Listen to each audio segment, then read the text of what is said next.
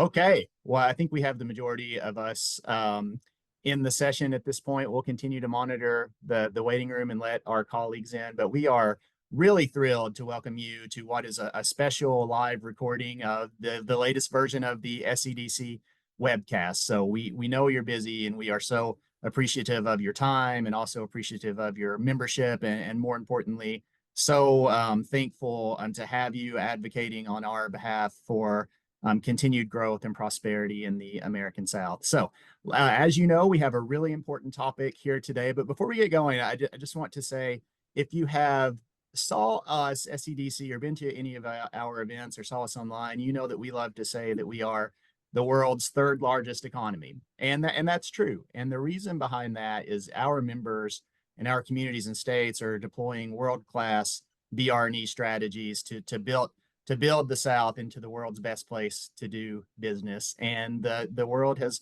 clearly taken notice about this. So think about over the last 3 years, since we've been aggregating capital investment in the South, we have developed over half a trillion dollars of new capital investment, about 550, 600 billion on here of new investment. So, and my guess is, and we could probably pull the numbers on this, most of that is from companies already thriving in the American South. So our ability to provide enterprise with a world-class experience is not only crucial to our economy, but is the reason why we are the world's premier investment spot. So thank you for your leadership. Thank you for all that you do, and for tuning in today to sharpen our collective spears. We've called this the foundation for success. So we're so thankful for your time. I'm very thankful to get out of the way and learn with you. And I'm happy to introduce our great speaker, Miss Crystal Morphis.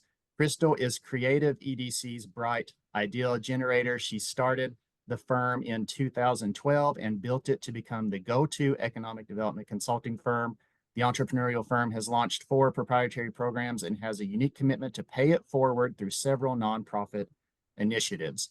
Crystal's experience as a practitioner has experience as a practitioner and a consultant. She has expertise in strategic planning, product development, organizational development, economic impact studies, existing business and retention programs, and site selection. She has consulted all across the country, heavily in the southern United States with companies and EDOs. You saw her at BDCs everywhere and on main stages at a lot of national conferences. So the majority of Creative EDC's clients are repeat customers, which is a testament to the firm's quality work and customer service. In the first paragraph of her bio, she mentions her intent to pay it forward. She certainly does that in so many ways, including this session, which is why we were able to make it a free service for the entire American South. So we are so thankful to have you with us, Crystal. Thank you for being here. Before we turn it over, Crystal's happy to take questions. So that doesn't leave this room. I'm not trying to. I'll pop your questions in the chat. Please mute your microphones. At the end of this, turn your cameras on. Let's have a family-style discussion with one of the nation's best experts in economic development. So with that said, happy to turn the floor over to you, Crystal. Thank you for your time and doing this for us today. Thank you for that introduction. I'm glad it's being recorded because I can clip it and use that as a promo. That was a great introduction, and I really appreciate it. It's good to see a lot of familiar faces and familiar names and organizations. So please ask questions in the chat. This is going to be interactive because I don't like to sit and listen to people talk for an hour. So we're going to have some Mentimeter polls. So make sure you have your phone handy for the QR code to participate in a couple of Menti polls. We're going to ask some questions and have you provide some answers in the chat. So make sure you're ready to get engaged. And then if you have questions, just pop them in the chat. Matt and Matthew are both going to be monitoring that to make sure we get to everything that you want to learn about BRE today. This is some information for the novice who may not have a program, maybe have a new program, but definitely for the experienced person in BRE as well. We've got some tips and strategies and best practices for you as well. I really don't need to introduce the firm. Matt did a great job, but Creative Economic Development Consulting does work across the Southeast. He mentioned the 4 primary areas, and then we also have a suite of proprietary programs like our back office, and our site assessment tool and other things that we have too that are proprietary to our firm. But we've worked with a lot of people on this webinar, and would enjoy hearing from you as well with some questions about BRE.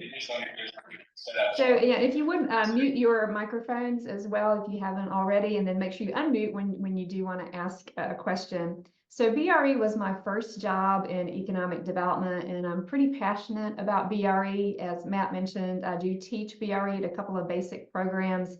And one of the things I like to start off telling my students is you need to think about watering your own grass rather than looking for the grass to be greener on the other side. There's really a lot of value in that statement as you think about spending a lot of time in your own with your own grass, making it stronger. And then when you talk about BRE, it's really the primary strategy and foundation.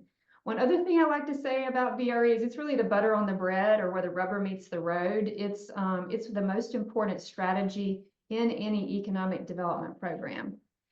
So before I get started any more about BRE, I just want to say there is a carrot to hang around to the end of the presentation.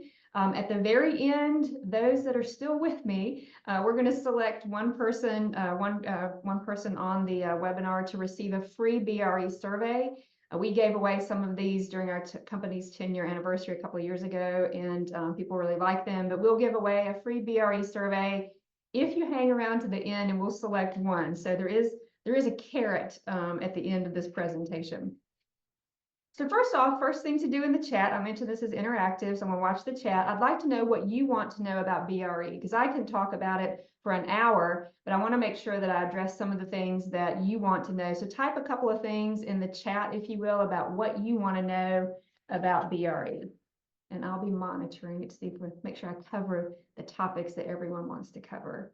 Because we're gonna talk about how to integrate it into other engaging employers. Yeah, we'll talk about some ways to do that. That's really one of the more challenging. I get asked that a lot, how to get in the door with employers. We're going to talk about how to integrate it into your other strategies.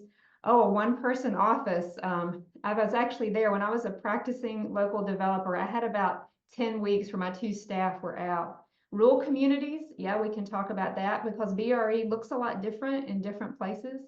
So those are some really good topics. Keep putting those in. I'm going to flip to the next. So we do have our first poll in the next slide here. So the first thing I want you to do with Menti, use the QR code and go to Menti, and I want you to rate your BRE program. So like 1 is you kind of have one in name only, and 5 is you're considered a best practice program, and other places call you to ask about your program. So let's see on here. I'm seeing some other things about best practices for visits and surveys, outreach for small businesses. We'll make sure we cover some of that. Okay, looks like we've got some 4s, some pretty good programs. Young growth companies, cold calls. I wondered what that was before. Yeah, cold calling. Yeah, we'll talk about getting in the door and doing some surveys and retaining important data. Oh, we will talk about data. Okay, it looks like about half of the people on the webinar have a good program. So I'm glad that we have some slides about how to integrate your program into others and some best practices and maybe some strategies you haven't considered. You guys are pretty humble. Only a few think you have a best practice program. And then we got some across the board there with 1s, 2s, and 3s. Okay, so thanks for participating in the poll. We'll have another poll a little bit later as well. So just especially for a reminder, and this is some good information for your board and your community about why BRE is important. If you're in a small and rural place, it's probably 75 to 80% of all new job creation and investment come from existing businesses. If you're in a larger metro area with lots of new businesses locating, it may be 55, 60% somewhere in there, but it's definitely more than half of all new investment in jobs come from existing business. And we were talking before the webinar was opened up, Matt and I were talking about how there's so much focus on that little piece of the pie, business attraction and external marketing, and how that gets all of the attention and how it's so sexy and people spend so much time on it. But you guys, especially those that have the BRE program well established, know how important it is. So just a few tips that I like to remind people about BRE programs is it's really for all industry sectors. It's not just for manufacturing, it's really for every sector. And that goes for like your downtown small businesses. Sometimes folks overlook healthcare, which is really an important driver, especially in rural places. It may not provide, some property tax revenue, but they do provide really good jobs, and it's a growing industry, all across the country. So healthcare is one that's overlooked. Sometimes like even professional services are overlooked, but think about all of the businesses and the clusters that make up your economy and make sure your BRE program is addressing all of them. Another tip is to make sure you have strategies for all phases of the business cycle. We tend to get really excited about expansions and helping businesses grow, and that is exciting. But really, some of the best work you can do for companies is when they're struggling, when they're on that downside of the business curve and they're in a contraction mode, or they're flat and trying to figure out how to get into a growth mode. And we'll talk about some of those. But again, some programs, sometimes it's just capacity and staff limitation, but they really just focus on expansions, but there's really much more than that. Another good tip is make sure you have a good, strong confidentiality policy and procedures in your office. These are companies who you bump into them at the soccer field. And so it's harder, I think, to keep information confidential with existing business than it is with new business, who could be like, company, ABC, from XYZ place. So good confidentiality. And this would be important to have an understanding with your board and your elected officials about what information you're going to share and at one time. Another tip I talk to folks a lot about is to make sure your BRE team has gone through training together. One of the most frustrating things for a company is you schedule a visit, and 2 weeks later, the training director schedules a visit, then 2 weeks later, the planning director or the inspections folks, and then a couple more days later or weeks later, the manager does. And before you know it, they're just like, okay, we're tired of seeing people. So having a good team training session to understand who is supposed to be doing what, how we're going to work together, how if I visit the company, we're going to share information so that we actually look like we're a team, and also to make sure that you're all understanding each other's roles. So the training director is not trying to answer questions about incentive policy, or the utility director is not trying to answer questions about workforce training, but really have that whole team in place. And it's very similar people to your business attraction team, but training is really important. Training is also important if you have volunteers making your BRE visits, and we'll talk about that in a minute. And then another tip is really follow-up and tracking system. This is where I see a lot of BRE programs hit a road bump or a hurdle, is you'll visit, you'll survey, you'll gather a lot of information, and then you don't do anything with it. And companies don't want to give you information unless you're going to act on it and use it for their benefit. So making sure you have a really good follow-up and tracking system. Now that could be, a CRM like Salesforce. It could be something much more simple if you're in a small rural place and have a small business base. It could be an Excel spreadsheet. When I started in BRE, it was a file folder. So your tracking system can be anything, but make sure you've got a really good tracking system of the information you're gathering, how you're going to use it, and what your next steps are, but also tracking what your team's next steps are. One of the hurdles that you may face is that you meet with a company, you've identified a workforce training need, you pass that need to your workforce training director, and they do nothing with it. So make sure you have a good system that your team has bought into for follow-up and tracking, and we can make sure that we talk about that a little bit later too. So I do want to talk about some components of the BRE program and how you may want to think about them a little bit differently. Research is one that is really important, and some people asked about how to get in the door and surveying questions. So surveys are a really important BRE tool, and this is what I'll say about surveys, like online surveys versus in-person meetings for surveys. So when you want to capture information from every business in your community or in your BRE database at a single point in time, then an online survey is really good at that. So let's say, for example, like when COVID started and everybody started shutting down, doing a survey at a single point in time to gather information from all the companies about what's happening is a really good use of an online survey. Now, in-person visits and surveys you do that over a long period of time, but you can get much more depth with a company. So you can ask a lot more detailed questions and follow-up questions and learn a lot more about a company, but it may take you, you know, an entire year to visit your contact base for your companies. So using both online surveys and in-person BRE visits, it's a way to, in tandem, get a lot of information like in snapshots in time, especially when there's a shift in the economy. But then doing in-person visits allows for a lot of depth. So with BRE visits, I prefer or recommend do staff visits. It allows you to build a relationship with companies. But sometimes if you're in a really large community and there's just not enough people, staff to meet with the companies you want to meet with, there are some really good volunteer-led initiatives for BRE visits. So think about how you can use volunteers strategically to expand your capacity for some visits, but make sure you do really good training sessions so you don't have the banker trying to sell banking services to the company or the contractors trying to sell construction services to the company, and they understand confidentiality and then how that information that they've gathered comes back into your information systems to make sure there's follow-up. So with BRE visits, you can do them staff, and you can also do volunteer, and you can do both a tandem. Make sure you have good follow-up. Somebody asked in the chat about whether you should start with larger companies and how often. So one of the things to do when you first start your BRE program is to develop a target company profile that identifies what's really important for your BRE program.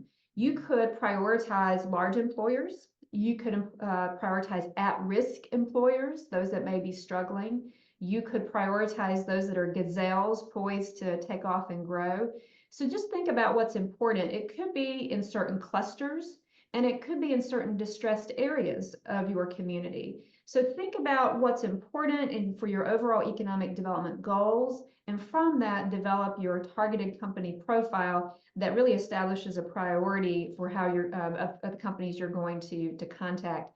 In some really small communities, you could reach every significant employer probably twice a year and build those strong relationships. If you're in a large community, you're really going to have to focus on certain targets, and then you could reach out with others with volunteers or surveys or other approaches. I do want to say something about clusters and research. So doing research on your existing business base really does inform your clusters strategy and the way that you approach your economic development overall program, which should be based loosely or should be based on your clusters. And a lot of the research that you gather from BRE visits will feed into that. Your research in surveys and your BRE visits will tell you the types of companies that are growing and excelling and doing well in your community and those that are struggling and why. It'll tell you or inform you about barriers to entry and barriers to growth. It'll also inform your talent development strategy. So all of that research, and we'll talk more about that, should be part of your overall economic development strategy, and it should inform your cluster development. Another part of research is really developing an early warning system. And I wanted to put both of these on the slide because the indicators for downsizing or contraction are oftentimes similar indicators to expansion and growth. So you got to figure it out a little bit. But for example, you know, if they have declining sales or employment, they're landlocked, their lease is expiring, maybe their utility usage has gone way down, those are some flags that should raise a little yellow flag to you that you should be paying more attention to that company. And I'll just, you can respond in the chat. I don't know if any of you have driven around parking lots and counted cars. I used to do that when I was practicing BRE. Sometimes I'd drive in the parking lot and count the cars, and a month later I'd be like, there are not as many cars here this month. And that's my indicator of employment changing. The utility directors can be some of your best friends to help you identify companies whose utility usage is going up. Maybe they're getting ready to expand. Those whose utility usage is going down, then maybe they're not doing so well. The lease expiring is a really good thing to ask when you're doing your BRE survey, especially if they don't own their property, they're leasing. Because when the lease expires, there's an opportunity for them to move or to do something different. They may need to shift facilities. Now, on the expansion side, a lot of these are very similar in terms of growth of employment, Maybe there's closure of another facility that that production can be moved to your facility. So they're very similar. One thing I do want to talk about on this slide, I didn't have a slide for it, I probably should have put one in, is succession planning. That's another important part of your BRE strategy, is to talk to companies about their succession plan, ask if they have one.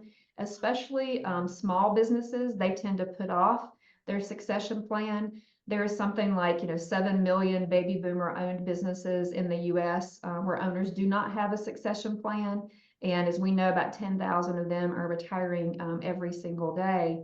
And so one of the things to think about with your BRE program is ask about succession planning, even consider hosting some succession planning webinars, seminars, to help your company start thinking about that and putting together some resources for succession planning.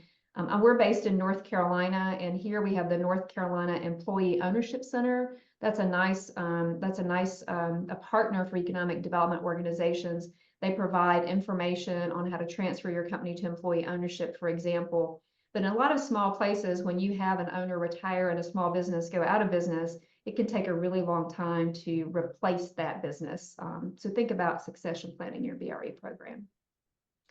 So I mentioned we think a lot about expansion assistance as the BRE program. And so a lot of that is very similar to what we do for business recruitment.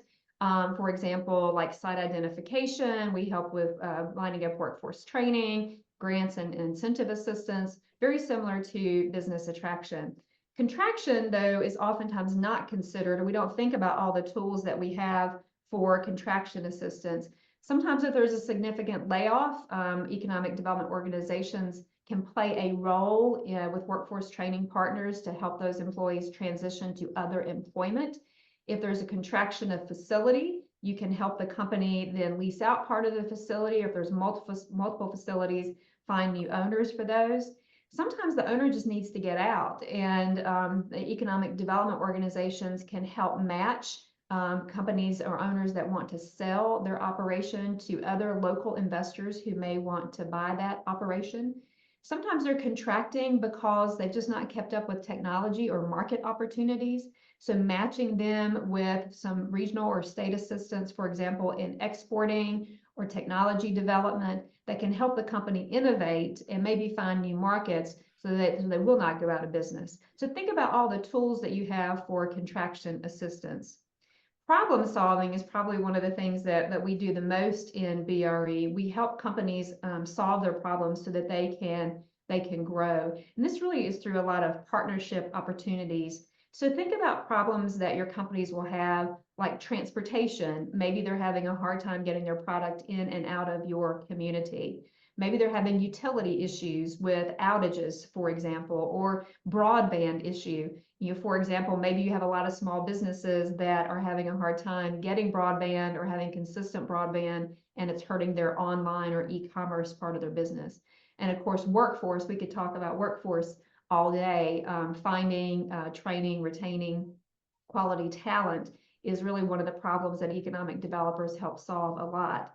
And then under business climate, a lot of communities are starting to work with their existing business to help them meet their sustainability goals and to make sure that you have the local regulatory and processes in place that can help companies grow, that you have that business climate that is very supportive of them, that is the environment for them to succeed. So that's really taking a look at the regulatory process as well as financing opportunities for them and local B2B connections as well. I mentioned early warning system before. Some regulatory changes is sometimes another indicator that your companies may be having a hard time.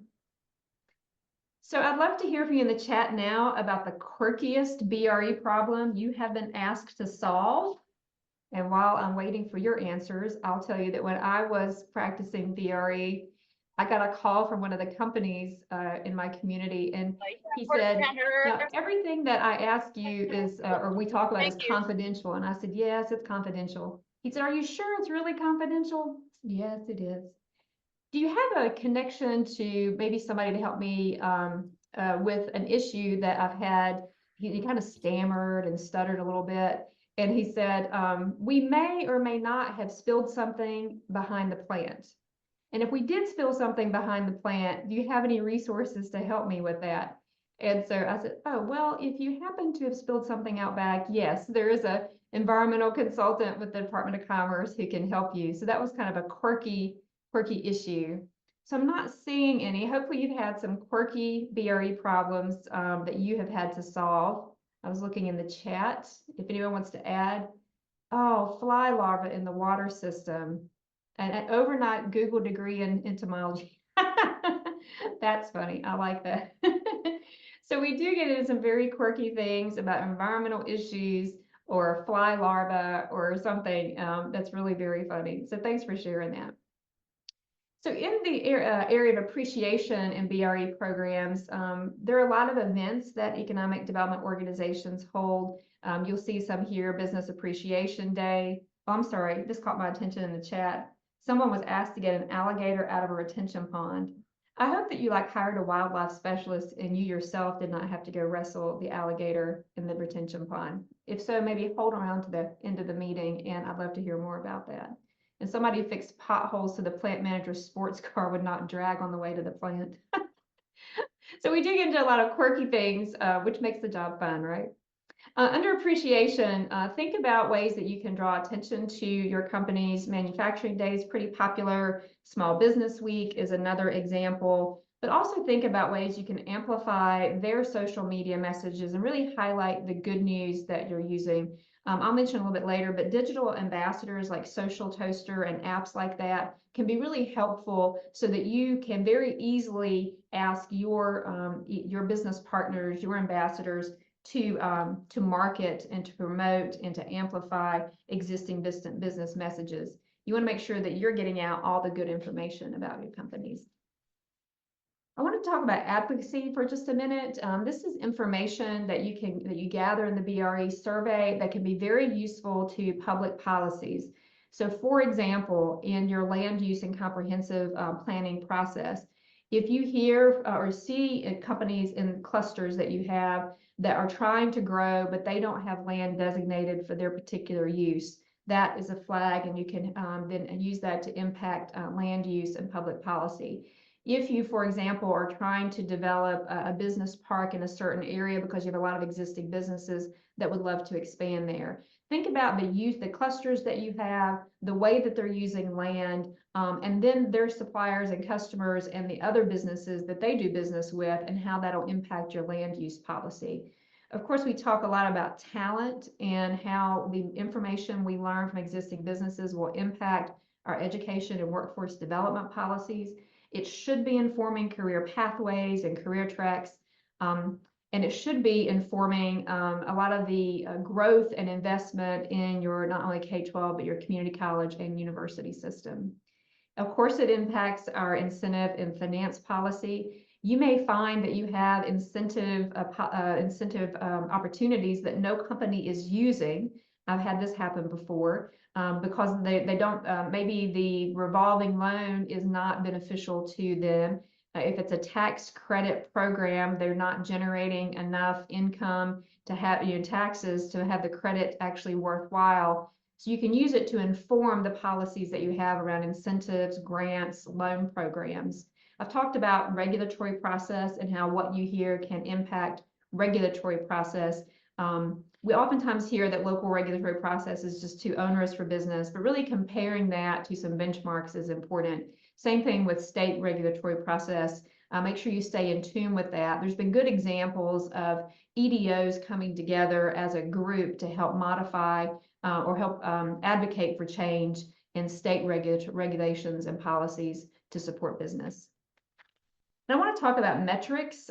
You should be measuring the impact of your BRE program. These metrics are just a few examples. There's a long list of metrics, but think about what really reflects the effort and work that you put into your BRE program. So things like business assisted, jobs retained, if you have a financing program, come up with a dashboard. I like 3 or 4 metrics of a dashboard that reflects the work of your BRE program, and that dashboard is what you can talk about with your board and your elected officials. But you should have a whole set of metrics that you're measuring internally that informs your strategic planning process and your overall economic development program. So usually we keep really good metrics with our business attraction program. Sometimes we don't do as good a job keeping metrics with our BRE program. So make sure you do that, keep good metrics. Okay, so the next thing in the chat is I would love to hear you share a best practice that you have in your BRE program. We had a lot, about half of you that rated your program as a 4. So we're going to talk about how to elevate your program next, and I'd love for you to share some best practices. Okay, the guy that wrestled the alligator said, oh, this is a joke. He had all 9 fingers intact. So DW, we're going to have to talk later. That's fun. So I'd love to see a couple of folks sharing a best practice in the BRE program. And I'm going to share some with you. Hopefully it'll spark an idea in just a minute. We'll see some coming on. So maybe you have a best practice in how you engage with companies, or maybe you have a best practice in internal marketing, how you share information. You may have a best practice in events that you have in your BRE program. I'll give it one more minute to see if anyone wants to share a best practice.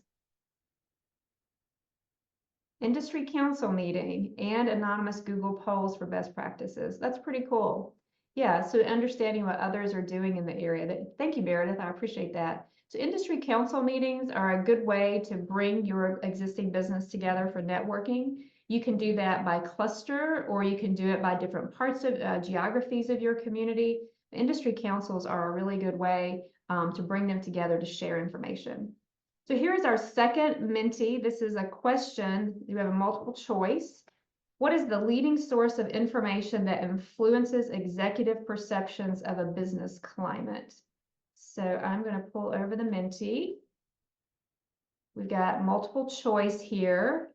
Your answer choices are website, business travel, dialogue with industry peers, social media, and meetings with economic development organizations. So what do you think is the answer? All right, yeah. So we've got somebody that's posted social media in the chat. Maybe back over if you got the QR code here. Everybody gets the QR code.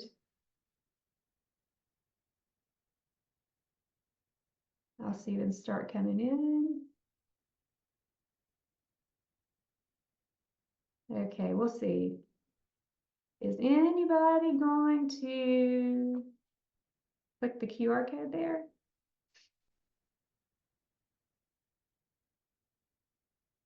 Okay. The QR code is pulling up the last question. Oh, okay. Well, I'm just going to say I've got some, I wonder why it's showing that last question. Let me go to this phase. Okay. All right, well, I'll tell you what we'll do. I'll just look in the chat. Somebody said social media, but I'm going to roll on with that. Crystal, this is Matt. Sorry for interrupting. It actually, the second question just popped up on my Menti now. Oh, great, great. Then I'm going to move over. There we go, great. So we have website, social media, dialogue with peers, leading source of information.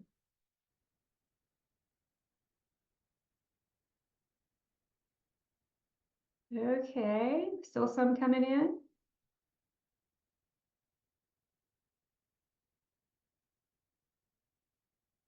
So about half of you, 46%, are saying dialogue with industry peers, and almost a third social media. So the answer is dialogue with industry peers. So that's one of the reasons BRE is so important. It's what one company tells another company about doing business in your community. It's still #1, but I want you to look at how it's trailed off. And by the way, this information comes from Development Counselors International, DCI. Every 3 years, they do a survey of corporate executives on the most influential marketing techniques in economic development. And the 2023 just came out. If you want that report, which is a great report, you can go to DCI's website and just put in your email address and you'll be able to download the report. So it's kind of popped around, but it's starting to come down a little bit. Business travel is still up there. Articles in newspapers is declining a little bit. Websites have still continued to go up. And if you look back, some of you may have been practicing economic development where this dot was back here before there were websites.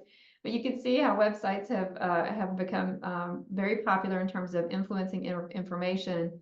Social media has come up a lot. You know, really the first time that it was scored was here in like 2014. I wanted to, I circled podcasts. You know, SEDC is doing a great job with podcasts, and look how that's come on, you know, pretty strong, and I expect that to grow a lot. So you see things like podcasts, social media, websites, all on the increase, but you see some other things that are declining. So one of the reasons, again, that BRE is so important is this dialogue with industry peers. And I would argue some of the social media is kind of dialogue with industry peers, just in a different way because of who you're connected to. Podcast is sort of like industry peer contact because you're really tuning into some of those industry leaders. So really, it's a lot about what one company is saying about your community. And that's another reason why BRE and marketing is so important. So I'm going to talk about leveraging it for business attraction. So I just talked about how it's important in terms of external marketing, social media. It's really important for to support site visits. And I know that those of you that also work in business attraction know how important this is. But when you have when you're recruiting a company, they will oftentimes ask to speak to interview employers in your community. And if you're trying to sell or help a small business located in downtown, one of the first things they're going to do is walk up and down Main Street and talk to other businesses. They want to hear their experiences both with talent and workforce. They want to hear their experience with utilities. They want to learn about the business climate from a business perspective. And I will say that you'll never see an economic developer sweat more than when their prospect is talking to an existing business without them there, because you're just like, what are they saying to them, right? But site visit support is really important, and it's one way that your BRE program can be very impactful to the business attraction side. I mentioned digital ambassadors, or just generally your existing business being ambassadors for your community. When they travel to their trade shows and they're telling their colleagues how successful they are in your community, that's the best type of marketing you can get. And when you get them to amplify your social media and your marketing messages, that's just a whole nother level. And there's a good tool, Social Toaster is just one app for that. But there are tools out there that allow like a one-click for your existing business to amplify your message and to be ambassadors for you. One of the things that you can do is to make sure that your existing business are armed with your marketing materials. Make sure they have an e-brochure and your marketing materials. So when they're talking to their customers and suppliers and they're talking about your location, how great it is, they can share that with them. Another thing that's really important, I mentioned how you can really learn a lot about your community and the competitive advantages in your community. Not only asking existing businesses why they are located there, but what do they see as the advantage for a company to locate and grow there, and the hurdles they're facing. One of the things I'll tell you is we ask businesses in surveys why they're located in a community, and in small and rural places in particular, the number one reason is usually that they have a personal or hometown connection to the place. And Meredith just put in the chat about existing industry interviews are almost always part of the recruitment projects where she is in the Triad in the Greensboro area of North Carolina. And it's true, that's really important, important attachment between business attraction and BRE. So one of the things I wanted to pause this for just a second. Another thing that I mentioned, that peer-to-peer contact is really important, is you can share that information on your website. I really like the Charleston Regional Development Alliance website. I don't know if there's anyone from CRDA on this webinar, but they do a really good job. And I'm going to play just a few seconds of this, not the whole thing, but they have testimonial videos on their website for their target sectors. But again, it's what one company is telling another company about doing business in your community. The automotive sector in Charleston is thriving. I think the Southeast region has a chance of becoming the new automotive region. And I definitely think that Charleston or Greater Charleston can be the pivot point of that. When I look at the automotive sector in South Carolina with our BMW, Volvo, and Mercedes, I look for more. You can give us just one more, we will have the strongest automotive sector in the nation. So I just wanted to play a few seconds of that. How powerful it is to have those testimonials and those either video, sound bites, written testimonials. Again, it's that important part of one customer telling another customer about the competitive advantages in your community. The way you get these testimonials and the way you get this information and you get these spokespeople to be ambassadors is by having a really good, strong BRE program. So think about how that can, again, play to or attach to your your business attraction program. I want to talk a little bit about how BRE impacts product development. If you need to, of course, have space for expanding companies, but it helps you inform the types of space that you'll need to have. So for example, if you have a lot of companies in your community that need high ceiling height, well, then that tells you something about the next building that needs to be built. If you have companies that are rapidly growing, you need a lot of expansion space on site. If you have a particular cluster that's growing in an area, maybe you need phase 2 of that business park. So it can inform the types of product that you're investing in. One of the things that oftentimes communities or EDOs don't think about is backfilling vacant space. Sometimes when a company locates, they buy a lot more land than they'll ever need. And after they've been there, 10 or 15 years, they're like, I probably don't need, all of this, 150 acres.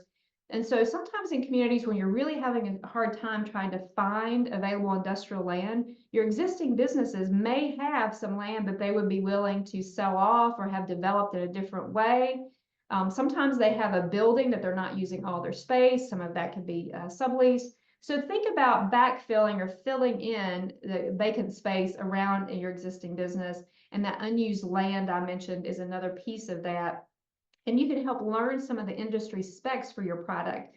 If you have a cluster of life science companies, you can learn about the types of space that they need to grow. If you have a cluster of logistics or if you have a cluster of professional services, you can learn about the types of space, so it can inform your product development program. It can also build a case for it.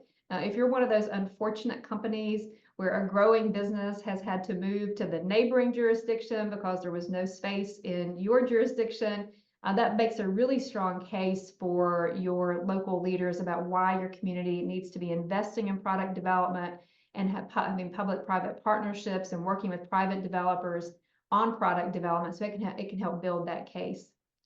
This is one example of that, a good best practice product development initiative. This is in Brevard, the small town of Brevard in Transylvania County in western North Carolina.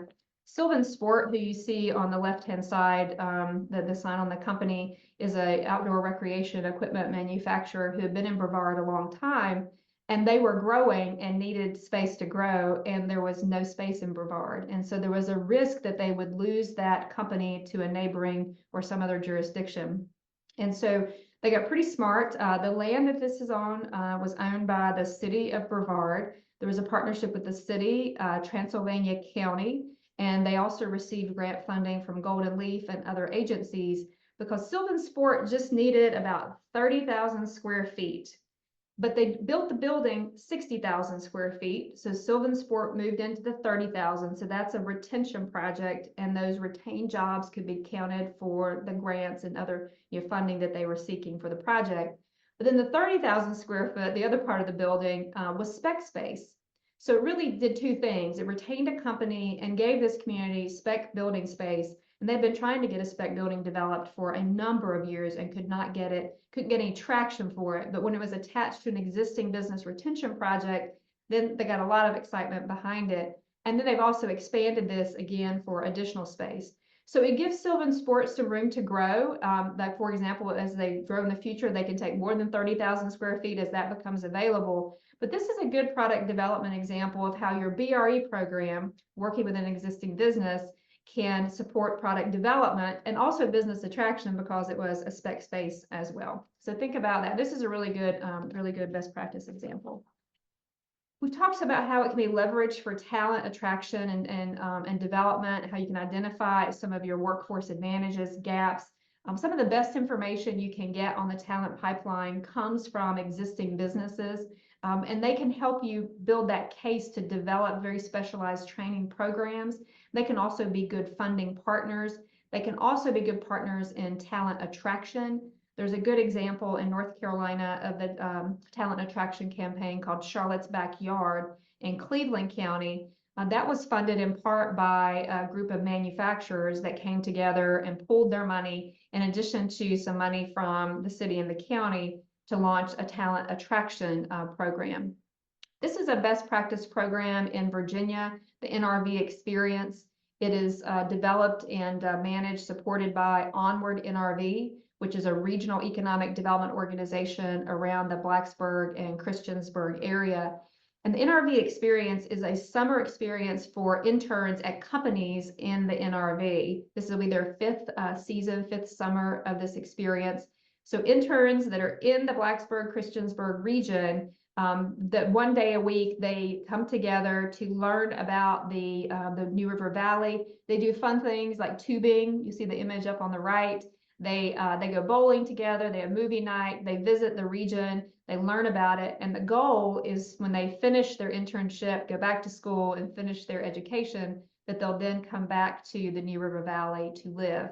So this is a great partnership with companies because the way this happens is the companies will then apply for their interns to be a part of this program. So it's a partnership between companies in the New River Valley and the Regional Economic Development Organization, and it's supported by the localities that they have there as well. So that good partnership example, and this one's really a good best practice. They have about 50 interns that ran through the program last year. And they had fewer the first couple of years, and they just keep expanding it and growing it.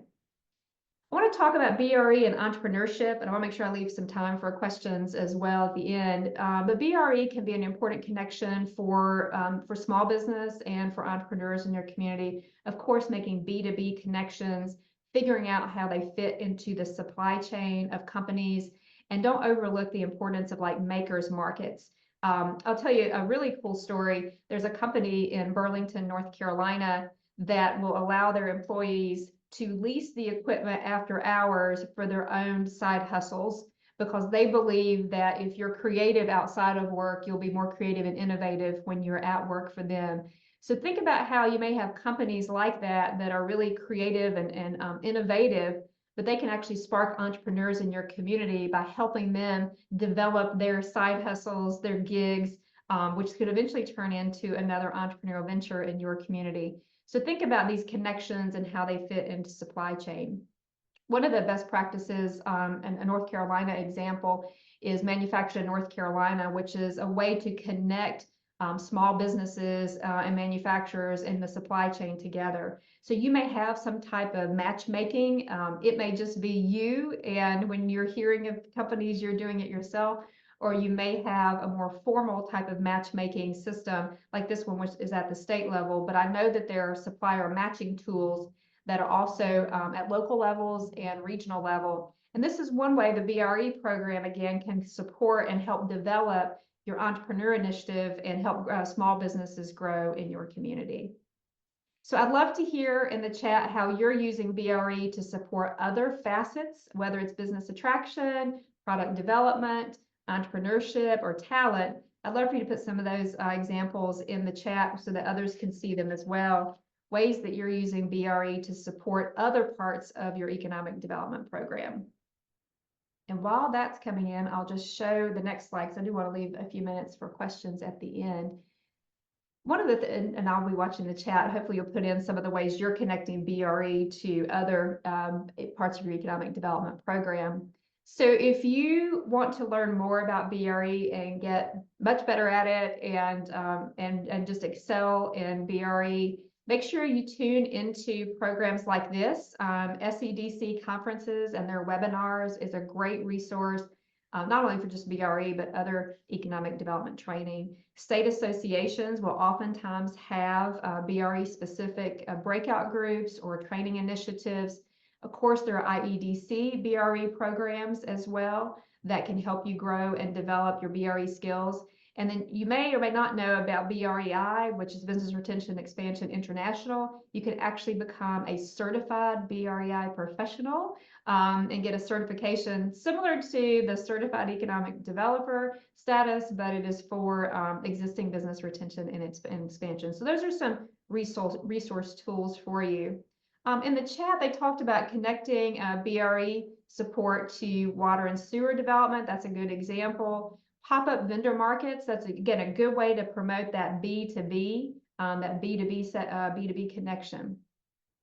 So you can also tell me what you learned. I'll look at that in chat. I like to ask people what they've learned. I'm going to go back to some of the questions that you've had here at the end, so make sure I get some of those in. And while I'll do that, Billy Carter on my team is going to pull the winner if for those that stuck around for the BRE survey. So the hottest and most innovative ways to engage employers. That's really a good question. Employers really do like to have something to offer them. And so one of the things you can do through your economic development communications is let your industries know, your businesses know that you're a source for information. So make sure you're putting out meaningful content to them, and then they will want to engage with you if you have something to offer them. So make sure you're up on all of your clusters, things that are happening in the clusters, and you're sharing information that is really important to them. And so when I say innovative and hottest ways, I'll have to think about hottest ways. There are a lot of groups that are using LinkedIn and discussion groups on LinkedIn as a way to reach companies and people in companies, and to have online discussion forums and online discussion groups. So that may be an innovative way. And Meredith, I'll think about a little bit more. Brenda wanted to know about how to manage as a one-person office. Well, Brenda, I will say this. So if about 70% or so of your investment in jobs are coming from existing business, I would make sure that I'm spending enough time that I could get that return. Business recruitment takes a lot of time. BRE usually takes less time, but you get more out of it. You get more results. And so think about how you're spending your time with a one-person office. But I would spend more time on BRE than I would recruitment, because you're going to get a bigger return on it than you are on recruitment. I used to get like 4 or 5 expansions for every one new company location, and I was in a small and rural market, but that was the type of return I was getting. We talked a lot about BRE in like rural and small places. It's a little bit of a different strategy. Somebody asked about employers with future skills need. This is where the EDO can add a lot of value in sharing information and research that you're doing on future skills needs. So you can hear from existing businesses about what they're seeing in terms of their future needs for skills. And then you can do research on the skills that are evolving and developing and the gaps that you have. And that's a good way to marry up with your workforce partners and your education partners.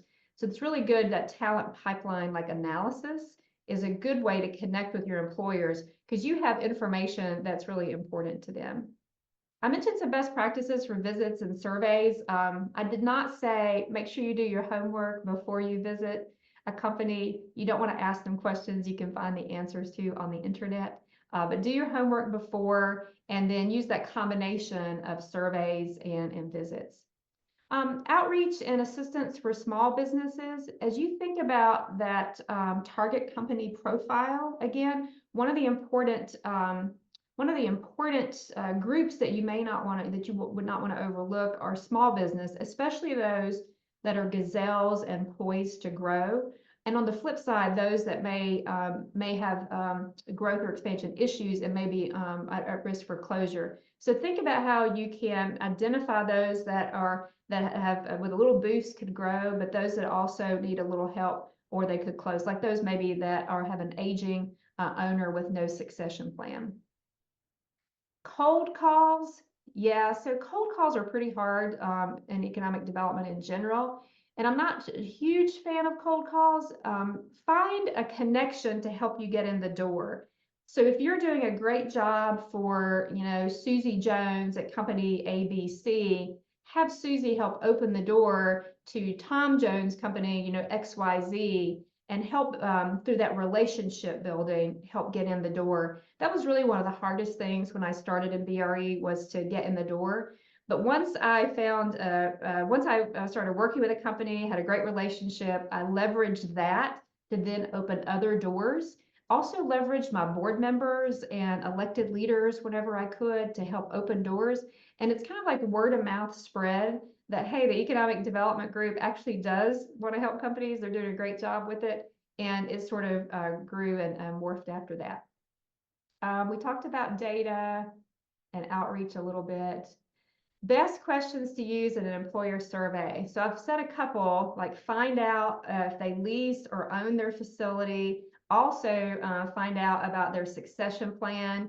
And then you always ask about customers and suppliers. You usually don't get a lot of direct answers to that. But two that they overlook a lot is the status of the ownership or lease of their property. And because that'll tell you if they're going to, lease is going to expire, they're going to have to move. And then also ask them about succession plan. So I'm gonna look, people put in here some other things that they've learned about contact lists. And they put some other, oh great, some really good things that you've learned. So I want to stop there. Billy's gonna bring in the winner of the survey, and we've got a few minutes left for other questions. Okay, the survey winner is Bailey Fox. Bailey, thanks for hanging around. I will have your email address from the registration, so I'll reach out to you, Bailey, for your free BRE survey. And we've got a few minutes left if there are any other questions. You can turn on your camera and your microphone if you want to ask anything. You're welcome, Bailey. Good. This was fantastic. Crystal, thank you so much. Congratulations, Bailey, as well. What a great win. But yeah, we have just a few minutes. We'd love some good questions. If not, we'll give you back a little bit of your day. But Meredith, do you have one? Meredith is holding up, we sponsor a women's leadership forum for economic development. She's holding up the sticker. It was just a few weeks ago. It had a great program. For those of you that may not know, our company does have a commitment to pay it forward. We give away one consulting project a year called the Creative Give Back, and that will actually be announced next week. This year's winner will be announced. We sponsor a women's leadership forum. We've supported and sponsored a mentor network. On our creative resource library, our free resource library on our website, if you'll go there, there are a lot of white papers and there are a couple of salary surveys. There's a lot of just good information in our resource library that is available to anyone. One of our sayings in the company is that it's nice to have enough paying work to supplement our habit of giving away work. We just love this profession and the people in it. And so, so anyway, thank you, Meredith, for that shout out. I appreciate it. Someone asked about slides. Yes, Matt will post the slides, so they will be available. Yes, we have this recorded too, so it will live on our website. If you just go under publications, you'll be able to find this really easy. But yeah, please reach out to us if you would like the slides. Such great information. Also, we want to thank Crystal, who is leading our 5K fun run at our annual conference in Savannah on July 29th. So please, if you'll be there, get up early with us and run, or you can walk back with me. So we thank you all for your time. The next opportunity for a webcast will be on March 21st. That's Thursday, where we will get into retail recruitment and some downtown development strategies. So please check that out on the SEDC website. We'd love to see you there. But this was fantastic. Thank you so much, Crystal, for this. And please reach out to us with any questions. Please reach out to Crystal as well. This was a really great session. Thank you, Crystal. Thank you. It's good to see everybody.